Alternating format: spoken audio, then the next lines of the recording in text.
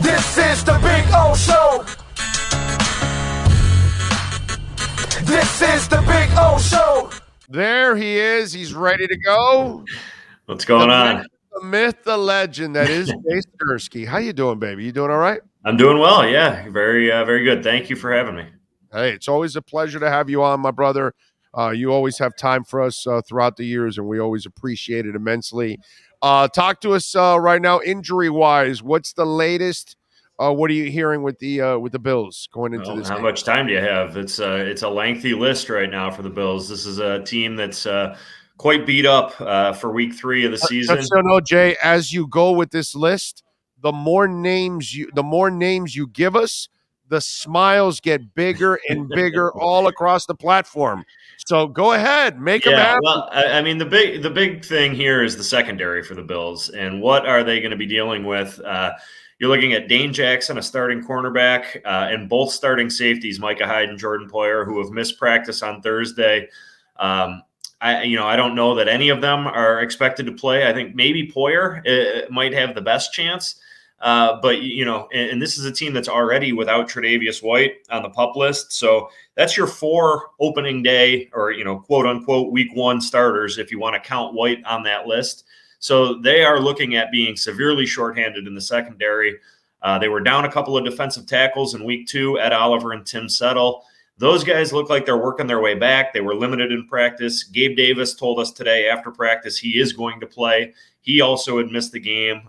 Jordan Phillips, who's been off to a great start this year, former Dolphin, he did not practice again today, hamstring injury. So, yeah, for week 3, and especially for a team that has, by and large, remained really healthy over the last few years, they are dealing with some serious stuff right now, but no bigger than in the secondary, particularly when you're talking about going to face Tyreek Hill and face Jalen Waddle and that, what looks to be a pretty high-powered, at least at the moment, Dolphins offense.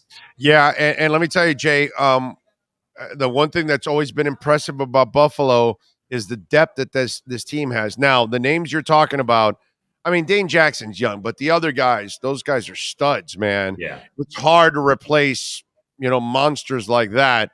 But talk to me about how good is the depth for the Bills overall, because that's the other thing that, man, you got to tip your hat. What they've done in 5 years in building this team, one of the reasons why they're good is not just because of their great starters, but they've got some depth. Yeah, so, I mean, at safety, Jaquan Johnson, he's actually another Miami guy, a 4th-year veteran. He's been around a long time. He knows this system inside and out. And then DeMar Hamlin is a 2nd-year guy from Pitt. Again, so you've got some experience there, some guys that at least, are going to come in. They know the system. At cornerback, though, at outside cornerback, they are young. I mean, Dane Jackson, as the 3rd-year veteran, was kind of the experienced guy without Tre'Davious White in there. You're looking at starting 2 rookies. I think 2 rookies are going to start. Kaiir Elam is their 1st-round pick. He's from Florida. And then Christian Benford was really their surprise of training camp. He's a 6th-round pick out of Villanova. FCS school, comes in, not a lot of fanfare, but really does well in training camp. But, what a huge stage for these 2 guys, 2 young guys to go up against this caliber of receiver. We should mention that Taron Johnson, their nickel cornerback, he's here. He's been a great player for them in recent years too. So they do have, at least their nickel is kind of experienced, but they're very, very young at cornerback. And it looks like they're going to be pretty young, at least in terms of games started at safety, if Hyde and or Poyer can't play. All right, Jay Skurski joining us from the Buffalo News. You can follow him on Twitter, by the way, at Jay Skurski. All right, so you tell me, man, what are you seeing from the periphery out there? What's your impressions of this Dolphin team? Because while we all know the Bills are the better team and they should win this game, man, I'm giving them a puncher's chance now because I actually think they've got a coach and they've got an offense now. So you tell me what you see. Yeah, I mean, for me, from the outside, from Buffalo, the question was always Tua. Can he be the guy? And, what he was able to do last week against Baltimore was massively impressive, right? AFC Player of the Week for a reason. And I think I've always kind of liked what the Dolphins had been building. I mean, a lot of their moves, at least to me, were very logical. They made sense. They didn't always pan out. I didn't think they drafted particularly well, but there was there's some sound reasoning behind it. It seemed like a lot of their moves. And now, you've got, I think, a really promising young head coach who has infused probably some new ideas. You could probably tell me more about that, but there's always been some talent on that roster. Xavier Howard's been a good player for a long time. Waddle was spectacular last year, and then Tyreek Hill has been an absolute Bills killer from his time with the Chiefs. So I think up and down this roster, the Dolphins have a lot of players that can give other teams problems, and that includes the Bills. And I think, quite frankly, this game has got to mean more for Miami than it does for Buffalo. I mean, the Bills have, they've been in control of this division here for the better part of the last couple of years. And they've been in control of this rivalry with the Dolphins for longer than that. I mean, quite frankly, Josh Allen has sort of owned the Dolphins really since he came into the league. So with all of that being considered and all of that being said, Miami's got to be looking at this as saying, this is huge for us. This is our measuring stick game. Whereas the Bills are probably saying, we're really banged up right now. It's a short week. It's going to be 100 degrees down there. We've got a lot working against us. I'm sure they're not making excuses, but when you factor all those things in, I feel like this has got to, the Dolphins have to be looking at this saying, we're catching the Bills at the right time, and we've got an opportunity to send a big message in the AFC East. Yeah, no, listen, Jay, if you're going to cut the gap between the two teams, and it's an enormous gap, you got to start here, and you got to, worst case scenario, they have to lose a close game. Worst case scenario, you can't go 35-10 because then you're going to make the first 2 weeks an aberration. Yeah, basically, that's what it's going to end up looking like. But if you have a really good showing against the Bills, then I think people will start to get convinced. If you beat the Bills, then I think people will be convinced that you're there. Out of curiosity, because I'm one of the few, I've never believed Tua was ever the issue. I've always believed Tua can be a Pro Bowler and can lead a team to a championship. I've always felt that it was piss poor talent on offense, and I thought Brian Flores was an absolute joke. He couldn't create an offensive staff if his life depended on it. He couldn't find a quarterback's coach, an offensive line coach, an offensive coordinator. He was a freaking disaster. And that's what I kept telling everybody. Well, they improved the talent and they improved the coach. And all of a sudden, Tua looks like a lot like what he did in Alabama. And so for me, I was always a believer. So I'm kind of happy what's developing here. But for you, are you a doubter that is starting to get convinced? Are you still a doubter, or were you a guy that always believed in the kid? It was just his environment. Yeah, I mean, I would say I'm starting to be convinced. I think I needed to see it. I think the one thing that stands out to me about Tua that I kind of go back to a lot is, and it was something I think Ryan Fitzpatrick said not all that long ago, and obviously Fitz had spent time there with him, that I always just wondered what his elite trait was, right? And I think when you're a quarterback in the NFL, you want to have at least one elite trait. Some of these quarterbacks have multiple elite traits, right? I think Josh Allen has multiple elite traits. I didn't know that Tua did. I still don't necessarily know that he does. He's got three, Jay. Yeah. Okay. What are they? Accuracy, Yep. ball placement, and anticipatory skills. Yeah. Okay. Yeah. And you heard about the accuracy. It's the same three that carried Fran Tarkenton, Drew Brees, Bob Greasy, and Joe Montana. None of them can do what Josh Allen does.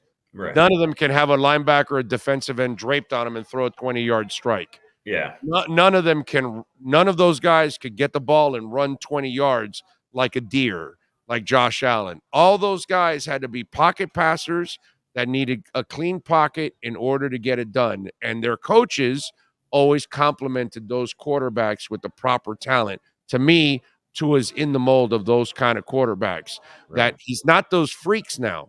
He's not those kind of guys. Yeah. He's not Marino, bro. He's not Kelly. He's not Josh Allen. He's not built like Ben Roethlisberger. And neither was Montana, by the way. Montana can't do any of that shit either. I watched all those guys. So that's what I try to explain to people. That's who I believe Tua is. He's those guys. None of those guys had a gun. Yeah. None of those guys could throw 80 yards, bro. Right. None of them. And in the NFL, you really don't need to be throwing 80 yards all the time anyways. Yeah, and I mean, I guess if that's the case, then I think when you're looking at the Bills trying to put together a defensive game plan, you're talking about how can we impact the passer? How can we get to him in the pocket? How can we make him? Exactly. We want to send pressure at him. We saw last year in this game between the Bills and the Dolphins. I think they knocked him out. Maybe it was the second series last year. It was a clean shot from AJ Epinesa to the ribs, and it ended up knocking him out of the game. And of course, you don't want to see a guy get hurt, but I think pressuring him, hitting him, right? That's going to be key for the Bills, and that's something that they've done really well here at the beginning of this season. 7 sacks in the opener. Didn't have as many against Tannehill in week 2, but if you watch that game closely, they were pressuring him. They were making him uncomfortable. And so I think, and especially with a secondary that's got as many question marks injury-wise as this Bills one does, it's going to be about this pass rush. It's going to be about Von Miller, about Greg Rousseau, another Miami guy. The Bills are littered with Miami connections. But Rousseau and Miller as their starting defensive ends, what kind of heat can they get on Tua? I think that'll be a big factor in this one. That's a huge factor, bro. That's the key to Breeze. That's the key to those kind of guys, create, because they can't have traffic in a pocket. Yeah. That's not who they are. They can't be in the middle of it, and that's not who they are. They can't see above all those sea of people and things like that. So you're 1,000% right. If you don't pressure him, then I think he will have a chance to be competitive against the Bills and maybe even win the game overall, because you've got a lot of, that's the one thing, Jay, that I didn't know about Tyreek this way. When I watched him actually in practice, I don't know how you said he's a Bills killer. Yeah. He's an everybody's killer, bro. Yeah, right. There's not a corner in the world, Jay, I've never seen a dude that can cut at the top rate speed that he's at, that he'll cut on a dime on you. And the second he cuts, every other human being in the world has to have a little bit of a slowdown before you cut. This guy doesn't. Yeah. And that's why every corner gets lost. And it doesn't matter who you are. And I watched it in practice and all these scrimmages against other teams. It didn't matter what corner you're against. That dude is a freak of all, like Josh Allen is a freak of all freaks. Yep. And the way he's this dude is the same thing in that sense, Jay. He is impossible to cover, dude. Yeah, it's a huge challenge. I mean, again, when you add him to what Waddle was able to do, Right. that stresses any defense, and speed is the one thing. I mean, speed kills, right? They say it for a reason, and it was true when the Bills faced the Chiefs, and Hill was obviously, of course, a huge part of that. And so that it'll be a great chess match, great challenge for this Bills defense, which has been off to a great start. But I think they haven't had to go up against me because there are so few of these guys, almost none of these guys that are like Hill, to your point. So, yeah, I think I'm looking forward to seeing how the Bills sort of respond to that, how Leslie Frazier, their defensive coordinator, attempts to slow these guys, because there's no stopping them but slowing them. Okay, so let's have some fun with this. You're right. They're going to have to pressure and cave that pocket in for Tua to get him uncomfortable. But I would imagine they're going to counter, because Buffalo's pass rush is badass. They're going to try to counter with quick hitting plays. Mm-hmm. So how does Buffalo answer to that in the secondary being banged up and then having to stay with the two receivers that are Blazers? And by the way, I think Mostert and Chase could be a factor in this game also, because they bring a lot of speed from out of the backfield. That's one thing that Greer and McDaniel did. They added speed like crazy on this team all over the place. Yeah, they absolutely did. You're 100% right, and that is, with the Bills, their linebackers, they do have two pretty athletic linebackers, Tremaine Edmonds and Matt Milano. Those guys are experienced in this defense. They can cover. They are, I don't know that, Edmonds has been a Pro Bowler. I think Milano has probably been a bit of a snub from the Pro Bowl at times in his career. So they're pretty good. Yeah, they're pretty good at those positions. How will those guys factor into the coverage plans, that kind of thing? They also got big guys on the defensive line too. I mentioned Rousseau. He's like 6'7". So even if the pass rusher isn't getting there, trying to get those hands up, deflecting passes at the line of scrimmage, those are the types of things they're going to need to do. If the game plan for Tua is to get the ball out of his hands quick, which I think makes a lot of sense. Yeah. If you're not getting home in the pass rush, you got to get those arms up and at least try to deflect some passes. Yeah, it's going to be a lot of fun. I'm looking forward to it. because, listen, I know it's fun for Buffalo fans and the Buffalo Mafia is loving it. But down here, man, you want it to be somewhat competitive, man. You want to have a chance. Yeah. And Yeah. I so, mean, listen, I think this is going to be a competitive game. I mean, I think we talked earlier about, what's at stake for the Dolphins, the messages that they want to send to the AFC East, to the rest of the conference. And don't get me wrong. Listen, the Bills, I'm not making excuses for the Bills. Injuries are a factor, but this is still Josh Allen. This is still an offense that has really shown no signs whatsoever of being able to be stopped at all this year. Right. right. So, I think the Bills, if this ends up being a shootout type of a game, I think the Bills are they'll take their chances in a shootout against anybody. Anybody, of course, dude. I mean, the Bills are, if not the best team in the NFL, second best, whatever, for argument's sake or whatever. But they're a Super Bowl contender. Your thoughts on McDaniel, dude? Because he's incredibly entertaining. I Yeah. got to tell you, after having a mannequin, just like for the last 2 years, a guy that had zero personality and said nothing whatsoever. This dude's refreshing, and it's fun to cover him. And he's a pretty smart dude and gutsy, by the way, Jay. He's not going to play conservative, bro. He will take some chances. So I'm wondering from an outsider's point of view, your thoughts on what you've seen from Mike McDaniel so Yeah, far. you used the word fun. I thought that was a good word. I mean, he seems to be, his press conferences seem to be pretty loose. He doesn't seem to be too buttoned up, and we love that from a media perspective. I know, following my buddy Marcel, who is down there now at ESPN, and used to be up here in Buffalo. By the way, he's one of our exclusive insiders down here. I don't know. Yeah, I know. Yeah, I know he's with you guys too, and he seems to always, like I said, just kind of following along with what he's been putting out there with McDaniel. He seems to enjoy covering him too. So yeah, I think the Dolphins have got themselves a coach who is, it's going to take some work for them to get on the level of the Bills, but I think he knows that's who they're chasing right now in the AFC East. And I love the creativity, that's just the way that the league is going, right? These creative offensive minds.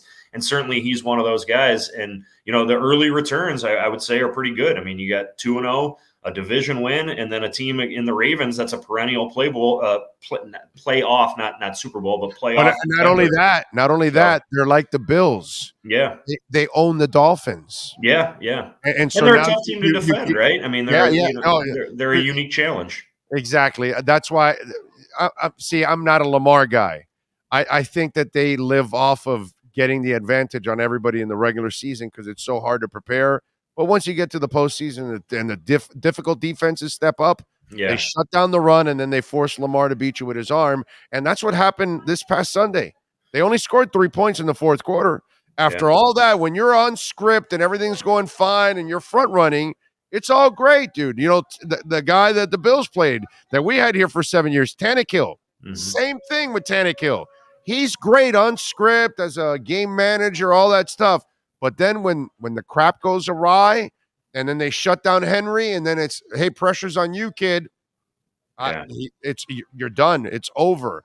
So, to me, that's the interesting part, that they exercise the demon, I think, with the Ravens, because they beat them last year here, and now they beat them this year there. Yeah. So that demon's kind of been exercised. The next demon is the Bills. That's the demon that they have to solve. And Jay, you and I know, if the Dolphins don't give the Bills a challenge in this division, it's over, bro.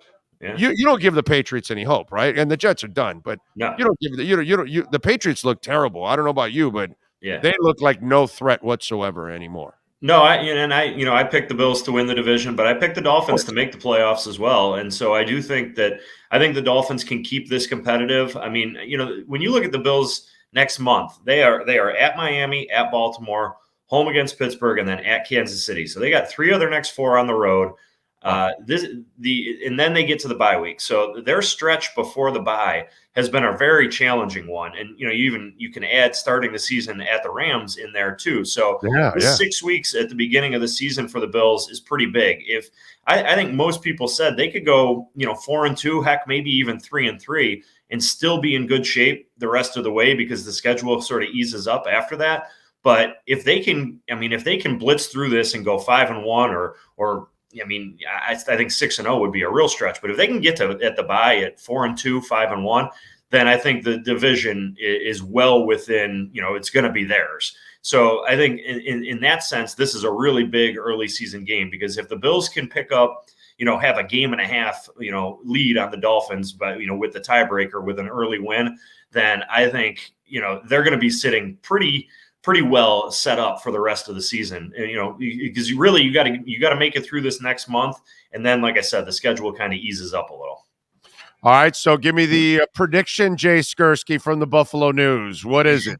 And I'm not pandering to the South Florida crowd here. I'm going to pick the Dolphins in this game. I just think, short week and the injuries that we talked about for the Bills are going to be a lot to overcome. I think Miami, wants to send a message in this game, and I think they can do it. I mean, I expect a rather high-scoring game. I don't think it's going to be a blowout, but I could see something like a 31-28, a 35-31 type of a game with the Dolphins winning it. That's amazing. Not even Marcel Louis-Jacques would pick the Dolphins. He probably picked the Bills, because we all think he's like a secret Bills fan down here. It's kind of it comes out of him when he's talking. He'll start talking Buffalo and wings and just all kinds of stuff comes from him. So amazing. You are picking the Dolphins. Wow, that is all right. Well, awesome. I balanced out my buddy Marcel then. Yeah. And by the way, you don't pander. So, I've known you for years. You make a pick when the pick is whatever you feel is going to happen. So it's interesting. And you're right. Miami does have a lot of advantages. And one more advantage. Nobody has seen everything that McDaniel can do. Yeah. Nobody has any tendencies on him yet, because you can't develop that until you have, 8, 10, 12 games in, then maybe you can start to develop some tendencies. But that's the other advantage he still has on some of these coaches early on in the season, because they still don't know what kind of a head coach he is and what things he likes to rely on, or what kind of chances he'll take, or those kind of things. You still don't know. So that's another advantage that they have going into this game. Yeah, you're absolutely right. There's a lot, I think, working in Miami's favor, and I think a lot of challenges right now for the Bills. Again, this is a game that is falling kind of at a inopportune time, I would say, on the schedule for the Bills. Follow him on Twitter at Jay Skurski. You can catch his work there at the Buffalo News. And who knows, he might be writing about a Dolphin win there on Sunday. Jay, thank you, my brother. Appreciate you. Hope you and the family are doing well. We'll catch up again, my friend. Thank you. You got it. Yep, thanks for having me. You got it. There you go. Jay Skurski, baby, from the Buffalo News. How about that? I didn't expect that. I did not expect that. I expected him to pick the Bills. He picked the Dolphins. All right.